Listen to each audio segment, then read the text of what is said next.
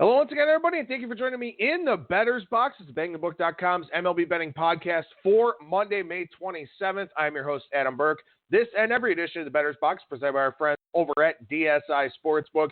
BTB and the number 200 is that promo code, 100% deposit match bonus for the Sportsbook, 100% deposit match bonus for the live casino at BetDSI. It's only a game until you bet it. It is a holiday here, but we're keeping up with our Monday-Thursday format. No Monday mailbag today, though. We'll start that back up next Monday at Skating Tripods on Twitter or adam@bangthebook.com via email to send me your questions for the Monday mailbag. Also, adam@bangthebook.com to get on the mailing list for the show notes every Monday and Thursday. My MLB picks and tips piece has been updated for today. One play for this evening's action. We have an outstanding Stanley Cup Finals preview for the Blues versus the Bruins from Parker Michaels over at BangTheBook.com.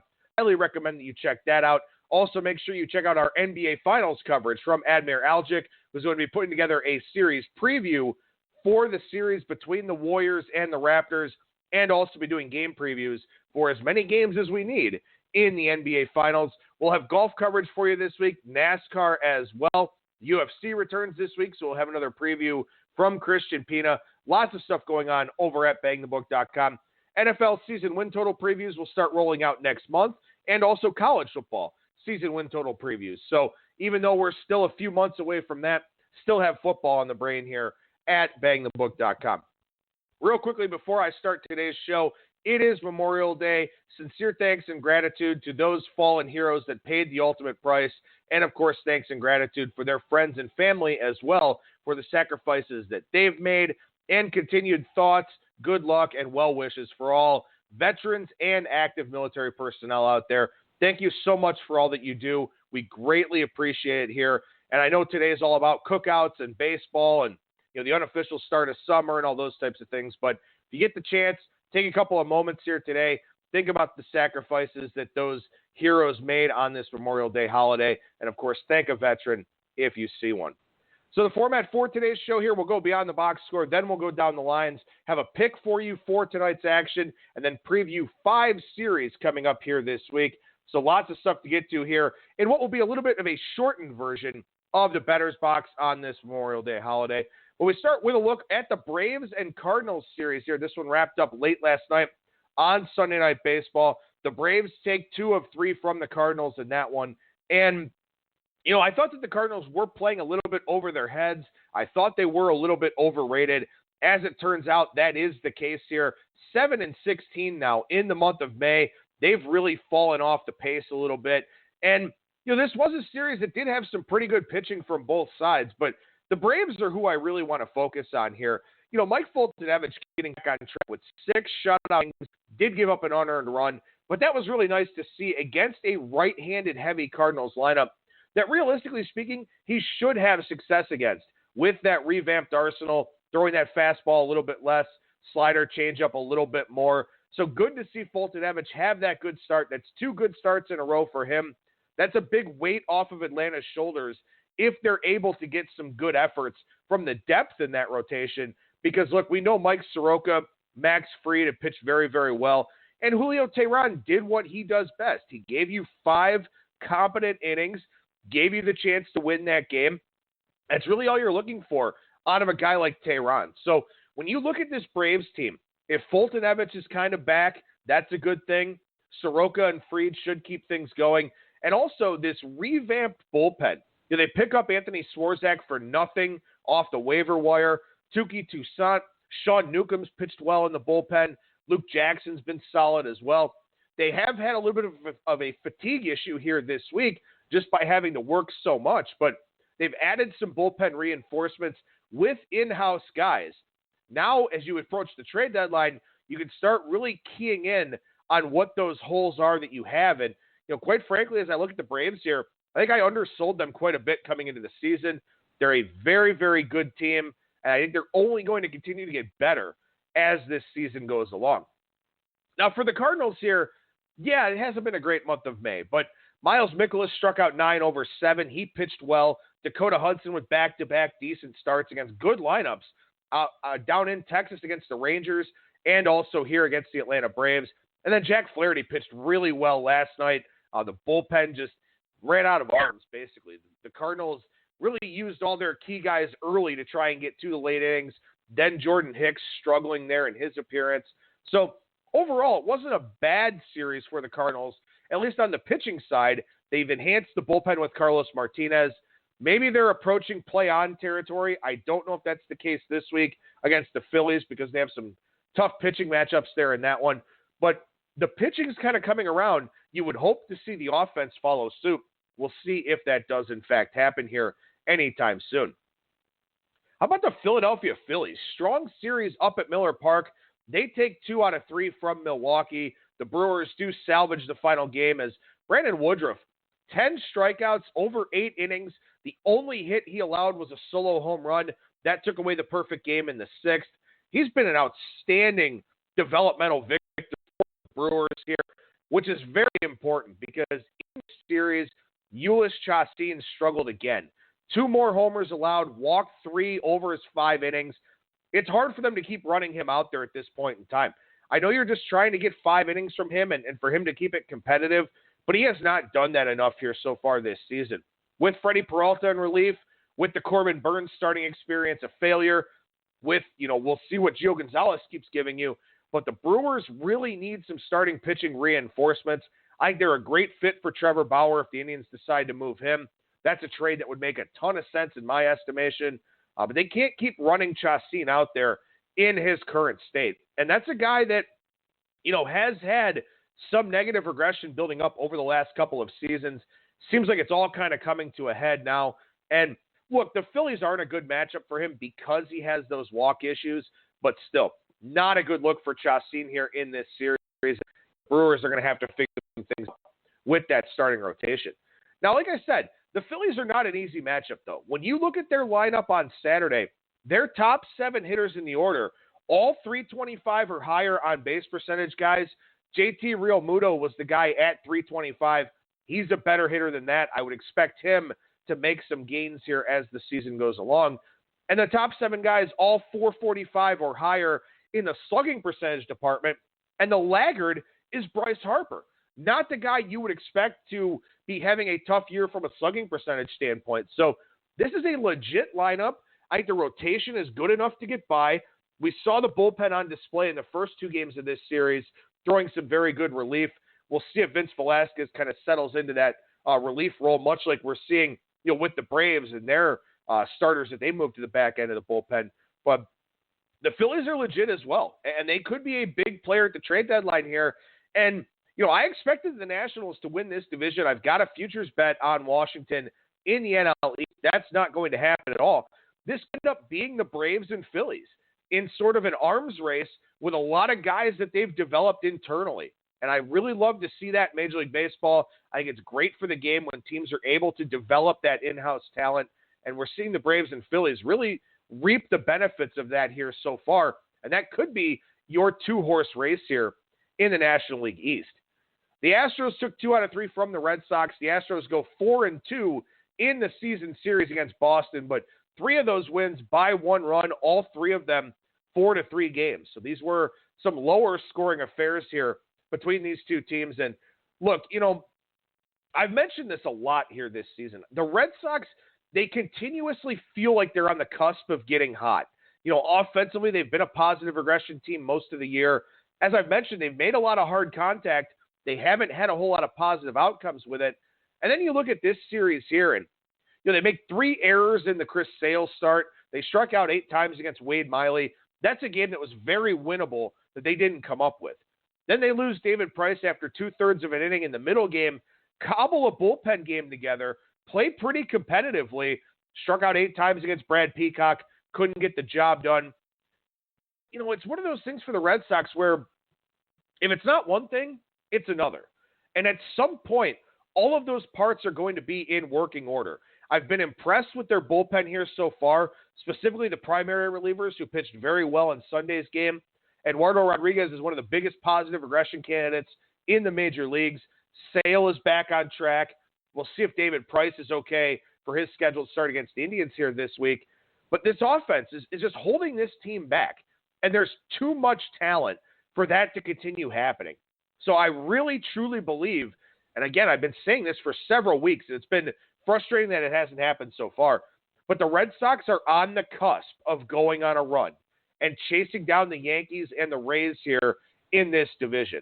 I don't know if it's this week. They're facing the Indians. A lot of teams getting healthy against the Indians right now. But, this Red Sox team, I think the rotation is coming around. The bullpen has impressed me. It's that offense that has to get it going. They did scratch out 3 runs against Justin Verlander in Sunday's win. We were on the Red Sox. That was a nice big underdog ticket for us. But there's just something misfiring. There's something shorting in that circuit. And once they get it all going, they're probably going to be the team to beat here in this division. I like the Rays, as much as I love the opener and the core of their starting rotation, and especially when Tyler Glasnow comes back, I still think the Red Sox are the team to win this division. So if you look at some futures prices that are out there, stuff like that, I think that they are a pretty good investment for you if you've got a book that has those. I didn't get a chance to check the odds on that here this morning, but I do think that we're kind of trending in that direction. One thing I will note for the Astros here, it's a bit of a concern coming out of this series. They've been very, very good in any game when they've had a lead. Roberto Osuna with a blown save, gave up runs in back-to-back outings. Ryan Presley even gave up a run in Saturday's game.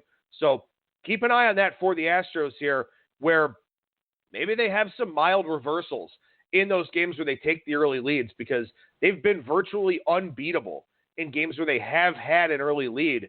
But the bullpen showing a couple of cracks here this weekend against a very talented Red Sox bunch.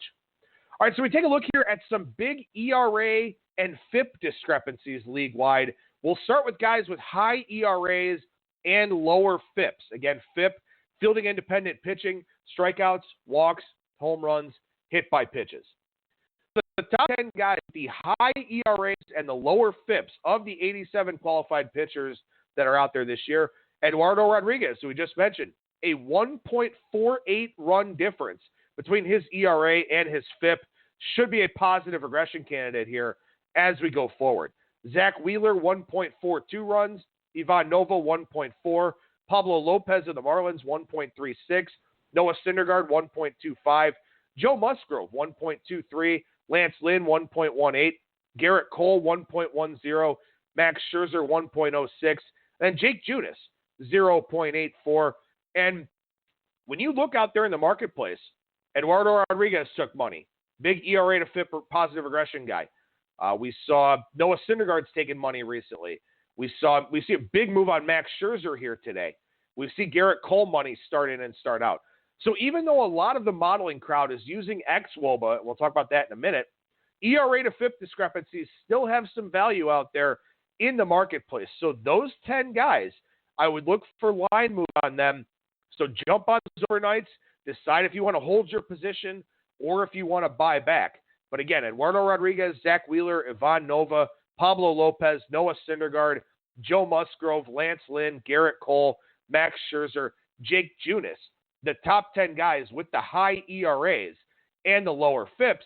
And of course, you want to keep in mind here, a guy like Ivan Nova, a guy like Jake Junis, they both have high FIPs.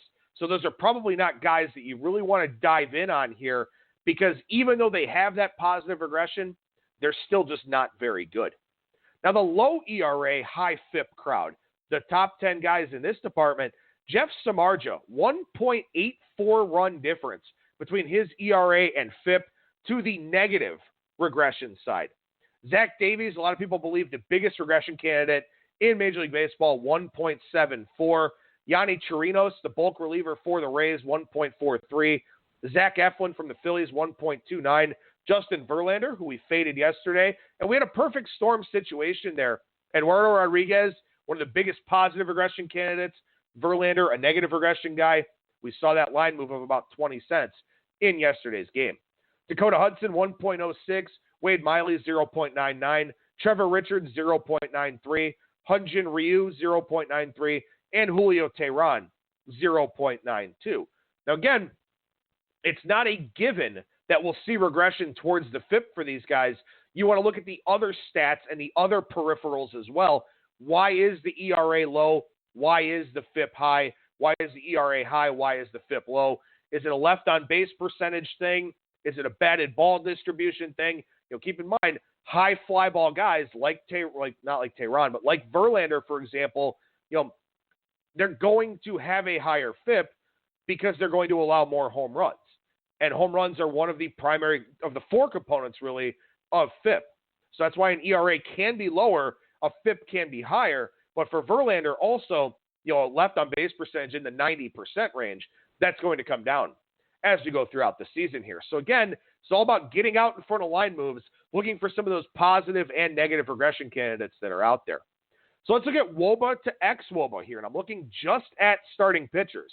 Again, wOBA, weighted on base average, xwOBA, expected weighted on base average, according to StatCast, which uses batted ball data like exit velocity, like launch angle, like ground ball, fly ball, stuff like that, line drive. So these are guys that are in line for some positive regression in the wOBA department. Drew Pomeranz, the first one, the biggest gap, 398 wOBA, 349 xwOBA, and we saw a big line move on Pomeranz in that start against Robbie Ray earlier in the week. Then we saw the buyback on the Diamondbacks. So the initial move from the quant crowd that uses xwOBA in its modeling saw money come in on Pomeranz, but then later on we saw the arbitrage crowd come in, take Robbie Ray on the backside. So Pomeranz is a guy with a big xwOBA positive regression, hopefully coming in the near future. Noah Syndergaard, 323 wOBA with a 274 xwOBA. Manny Banuelos of the White Sox, 423 wOBA, 379 xwOBA. Ivan Nova, 411 wOBA, 367 xwOBA. Felix Hernandez, 388 wOBA, 344 xwOBA. Jose Urena from the Miami Marlins, 342 wOBA, 313 xwOBA. Blake Snell, 268 wOBA, 242 xwOBA. Eduardo Rodriguez, 328 to 303. Aaron Nola, 358 to 334. And then Derek Holland, 389 to 366. Now, again, keep in mind degrees of regression here. A 349 xwOBA for Drew Pomeranz still isn't very good. A 379 for Banuelos still isn't any good. Nova's 367, no good. But guys like Eduardo Rodriguez, guys like Jose Urena, guys like Noah Syndergaard, guys like Aaron Nola, 334 is still a little bit high, but his true talent level definitely lower than that. So while these guys do show some signs of positive regression, the degree of positive regression may not be that big for some of them. Noah Syndergaard, I would expect him to be a lot better. Manny Banuelos, Ivan Nova, I would not expect them to be a lot better. So you want to apply context to that as well. Now, the low wOBA, higher xwOBA crowd. So these are the negative regression guys. Mike Soroka, 220 wOBA, 279 xwOBA. Again, 279 still very good, but obviously some signs that, it may not be as easy for him as it has been here of late. Shane Bieber, 283 to 336. He gets the Red Sox this week. I'm going to fade him in that start. Brad Keller of the Royals, 316 to 365. Yanni Chirinos, he's not a starter, but he's a bulk reliever, 280 to 326. John Lester, 318 to 364. Again, a fade guy here. He gets the Astros in his next start. Andrew Kastner, 320 to 365. Jake Odorizzi, 237 to 279. Chris Paddock, 212 to 251. Justin Verlander, 235 to 269. And Lucas Giolito, 252 to 286. So again here, you see a lot of guys. Soroka, 279. Odorizzi, 279. Paddock, 251. Verlander, 269. Giolito, 286. These are still very good xwOBA marks. So negative regression is coming, but not to the degree that it could for guys like Bieber, for guys like Keller, for guys like Lester and Kastner. So while all these signs are there for these guys, some of them you want to pay closer attention to. The higher the xwOBA, the more likely that guy is to run into a lot of negative regression. The lower the xwOBA, maybe that negative regression is, 2 or 3 runs over 6 innings or 3 runs over 7 innings, something like that, where it's still a pretty good start, but it's still technically regression. So degrees of regression, very, very important here with all of these guys. We'll run through the line moves here in our Down the Line segment dating back to Friday. Some money on Walker Buehler. That was the Pirates and Michael Feliz making the opener start there. Again, I mentioned this. I think Buehler is about ready to go on a run. We'll likely see his lines get steamed up quite a bit here in the near future. We saw Chase Anderson money, come in against Gerard Eichhoff and the Phillies. Eichhoff, the market doesn't like him. I like him a lot as a spot play against right-handed heavy lineups. The market does not like him, but in those righty-heavy splits, I do. So we'll be able to keep an eye on that as we go forward here. As I mentioned, we saw that fade of Robbie Ray, the buying of Drew Pomerantz with that big wOBA-to-xwOBA gap. Then we saw that buyback come in on the Diamondbacks facing a left-handed starter. Makes sense. They rocked Pomerantz in that one. So, again, while we expect positive regression, doesn't always mean it shows up. Saw some Blake Snell money come in against we didn't see Blake Snell money come in against Shane Bieber. That surprised me quite a bit. I'll look to fade Bieber here on Wednesday when the Indians take on the Red Sox and David Price if he's able to go in that start. Saturday, we saw a fade of Yu Darvish against the Reds and Tyler Mahle. Not a big surprise there. Darvish has been a mess this season. Hyun-Jin Ryu money came in heavy against Joe Musgrove. Was that a fade in the Pirates? Was that just Dodgers money coming in? I don't know, but Musgrove, one of those positive guys from an ERA-to-FIP standpoint, a guy that probably should be taking money more often than he'll be faded. Saw the Rockies fade against the Orioles on Saturday. That was Kyle Freeland for Colorado. He struggled once again in that start, and it's been a real tough go for Kyle Freeland so far this season. Money came in against Trevor Bauer. That was Ryan Stanek and then bulk reliever Jalen Beeks for the Rays in that one. And, hey, makes perfect sense. Bauer just not really pitching well here of late. Thought that he threw the ball well, didn't have the results. We'll see if we want to back him next weekend in his next start. So money come in against Justin Verlander and on Eduardo Rodriguez. Again, Rodriguez, big ERA-to-FIP guy, wOBA-to-xwOBA guy. Verlander, a little bit of a fade candidate here. So that was the right line move. Happy to be on that side of that one there. So a good underdog winner for us. And we see some Verlander money come against him again in his next start with that high left on base percentage and some of those other regression signs.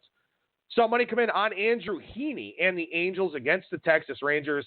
The market's still coming in on the Angels. I don't know why. Heaney with his first start of 2019. Glad I stayed off the Rangers there in that one, but still a very interesting line move, to say the least. That was not a line move in the Padres-Blue Jays game. Chris Paddock was scratched. He'll go again here on Wednesday against the Yankees. Saw heavy Herman Marquez money for the Rockies against the Baltimore Orioles and David Hess. Rockies wound up closing in the minus 335 range and took care of business in that one. Line moves here for Monday, got a few of them. Scherzer taking very heavy money against the Marlins. Again, Scherzer's a big ERA-to-FIP positive regression guy. Not a big surprise to see money coming in on him against the Marlins. John Gray flipped into a favorite against Zach Greinke and the Diamondbacks at home. For Gray, I just don't love the command profile, but we'll see how things go in that game for him. Big money coming in against Oakland to back Anaheim once again. That's Trevor Cahill and Chris Bassett in that one. Seeing a fade of Michael Pineda, which is very interesting. We usually see Pineda money out there in the marketplace. That's the Brewers versus Twins up at Target Field with Gio Gonzalez going for Milwaukee. One other line move here, and I don't get it. The Mariners have been flipped into a favorite against the Texas Rangers. Texas is my pick for tonight. Love what Lance Lynn's been doing here of late this season. Rangers getting a journeyman, run-of-the-mill left-hander in Tommy Milone. Check out my article over at BangTheBook.com for some more thoughts on this one. But Rangers, as a small dog there, in that plus 105, plus 110 range, my pick for tonight against the Seattle Mariners.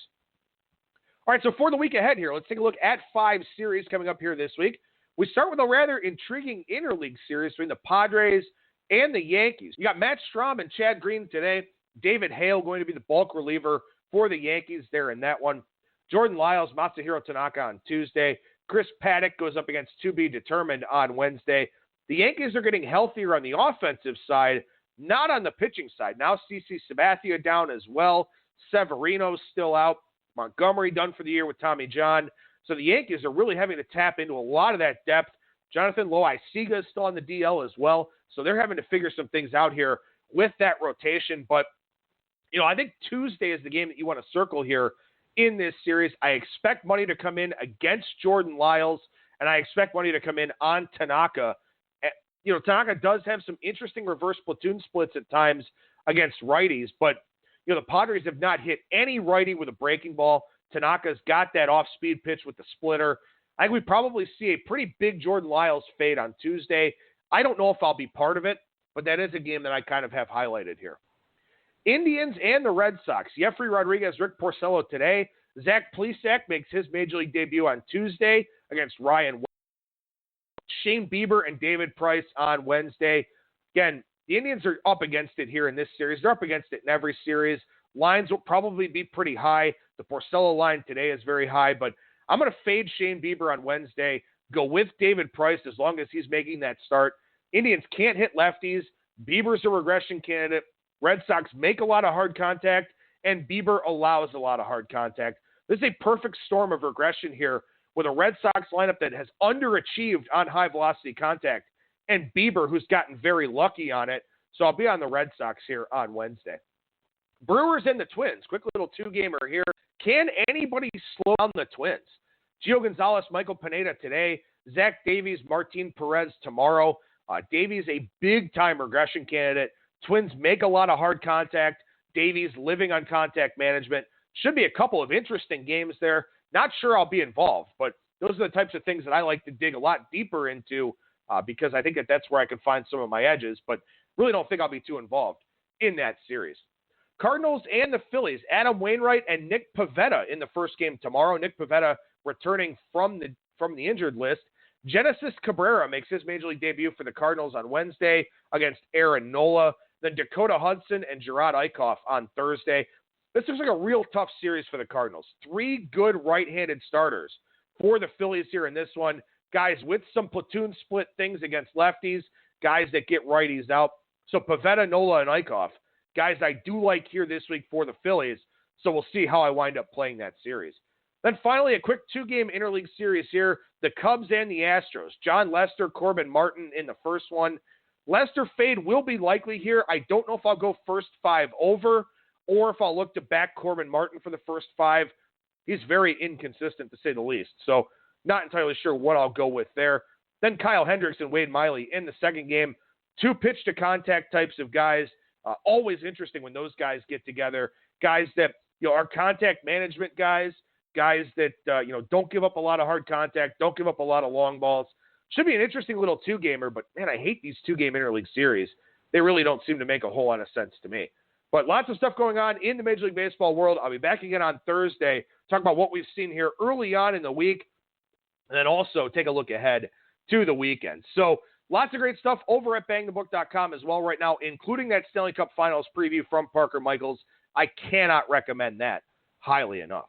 That'll do it for me. Thank you so much for listening, everybody. And remember that you'll never strike out when you're in the bettor's box.